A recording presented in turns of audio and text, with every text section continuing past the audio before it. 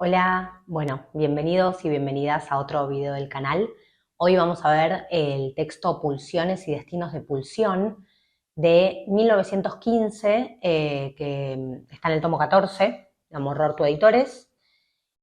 Bueno, vamos a tratar de tomarlo lo más literal posible al texto y después vamos a hacer una reflexión. Este concepto, Freud lo toma como un concepto imprescindible para el psicoanálisis, ¿sí? Dice que del concepto de pulsión no podemos prescindir, o sea que ya nos da la pauta de que es un concepto esencial para pensar desde el psicoanálisis, es un concepto que sostiene a otros conceptos, aunque, dice Freud, que es bastante oscuro. Entonces, bueno, un poco el objetivo de este texto va a ser echar luz sobre este concepto, que Freud ya lo había trabajado en 3 ensayos, pero en este texto de Pulsiones y Destino de Pulsión lo va a tratar de manera exclusiva y le va a dar un desarrollo mucho más vasto. El texto empieza diferenciándolo al concepto de pulsión del estímulo, ¿sí? Primero empieza por lo que no es.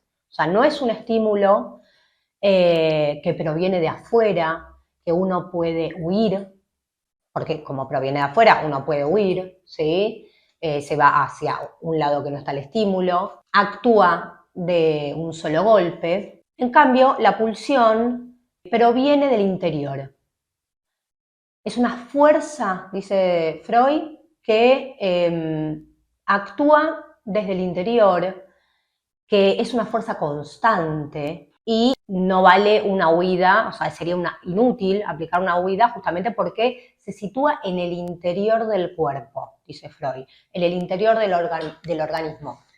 Por lo tanto, plantea exigencias más altas para arreglárselas con esta fuerza, para ver qué hacer con él, y mueven a la persona a realizar actividades más complejas para maniobrar con esta pulsión. Va a dar ahora 3 definiciones de pulsión, ¿sí? Que están muy relacionadas entre sí, y va a decir que la primera definición es que la pulsión es un concepto fronterizo entre lo anímico y lo somático. Nos está contando que la pulsión es un entre, o sea, no está ni en el cuerpo ni en lo psíquico, sino que está en esa comunicación entre los dos.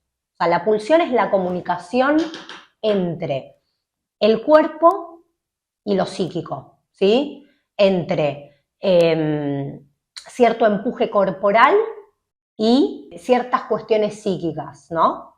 Es esa comunicación.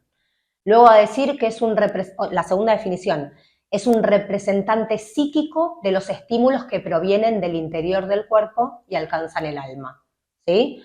O sea que la pulsión la podríamos pensar como esa transformación de las necesidades, ¿no? Como uno podría decir, bueno, una necesidad más animal, como comer, bueno, es la transformación por el hecho del lenguaje, ¿no? Eso lo vamos a pensar más con Lacan, a lo último que vamos a proponer también la mirada de Lacan para entender un poco desde otro lado, ¿no? Un poco la pulsión.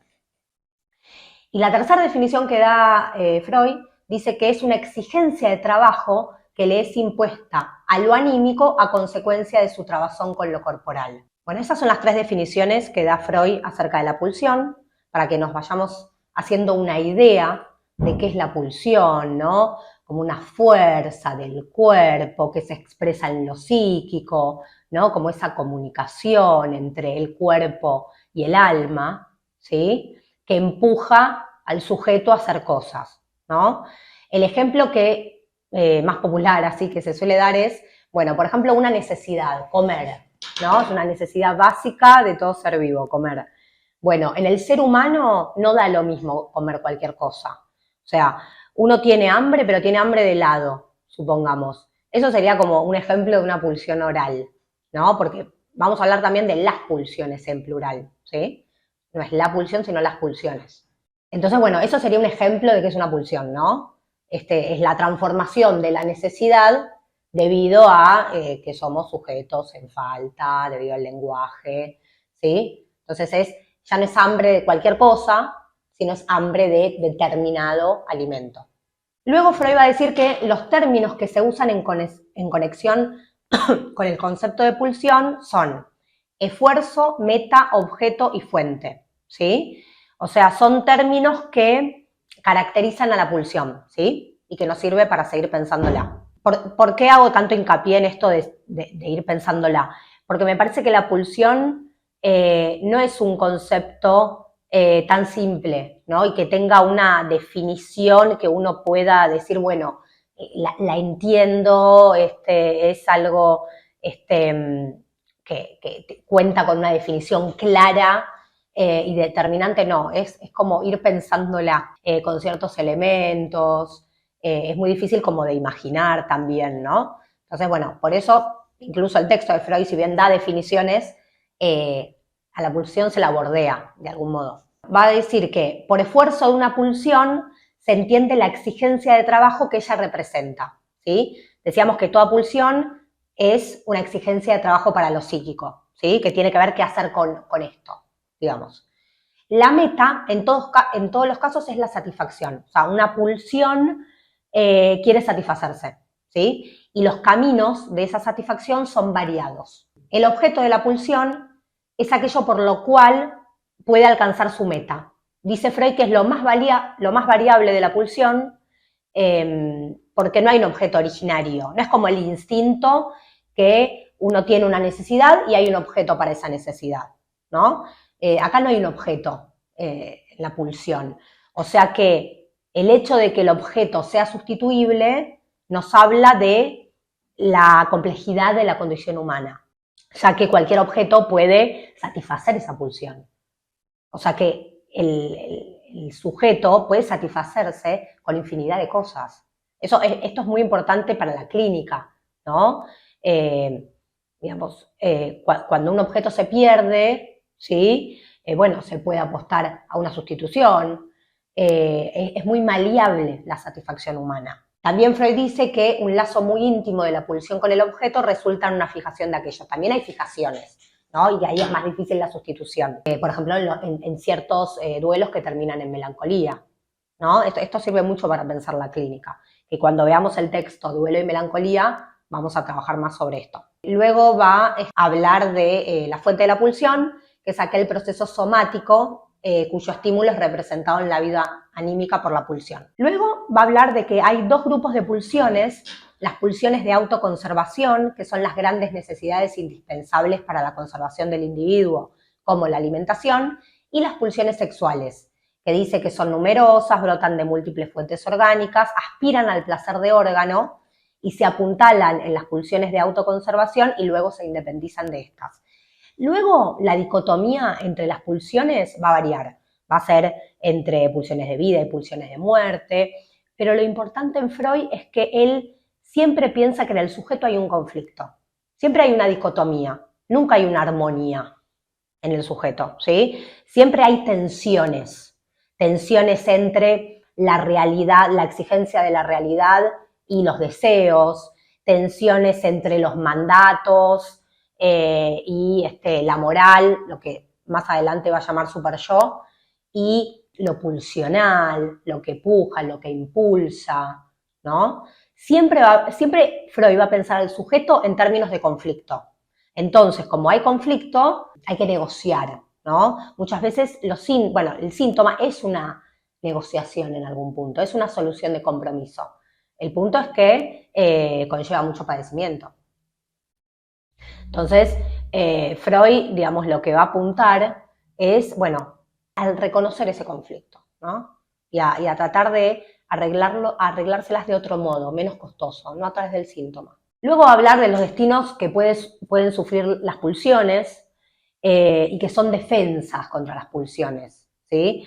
Va a hablar de la represión, la sublimación, la vuelta hacia la persona propia y la transformación en lo contrario, ¿sí? El trastorno hacia lo contrario.